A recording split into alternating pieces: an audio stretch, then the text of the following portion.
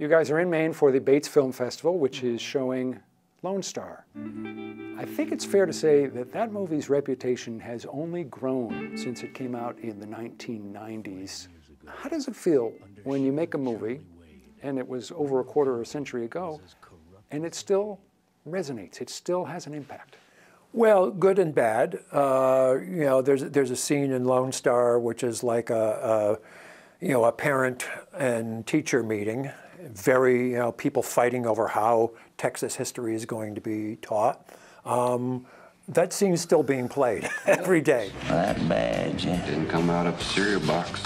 Start digging holes in this county, no telling what will come up. You two saw it, didn't you? I'm gonna find out one way or the other. I just think people in town ought to know the full story on Buddy Deeds. That makes two of us. So the good thing is, okay, the movie was really about something that, really needs to be talked about. The bad thing is we haven't moved very far on the border. In some cases, we've gone backwards. There's a bunch of things I've dealt with in my movies that I wish weren't problems anymore. And there they are. Your movies aren't solving these problems, sadly. No. We always say John's biggest problem is that he's about 10, 15 years ahead of his time on so many subjects. I've read that one of the things that influenced you in the making of Lone Star was the John Ford Western, The Man Who Shot Liberty Valance, and the idea of seeing an event from different perspectives. Did you know that John Ford grew up basically just down the hill from where we are right now? He was a New Englander, and he always kept that. I mean, a lot of his films have a lot of the Irish in them, but there's also this kind of New England thing. You haven't consistently gotten movies made in the studio system, haven't gotten movies made in the studio system, haven't directed a film in a long time. How frustrating is it for you that you can't work in the way that you'd maybe like to? Oh, I say stand in line. Most of the filmmakers that I know are standing in the same line trying to get a movie financed. The hardest thing right now to get financed is a standalone movie that's not a sequel to something, that's not part of the Marvel universe or whatever.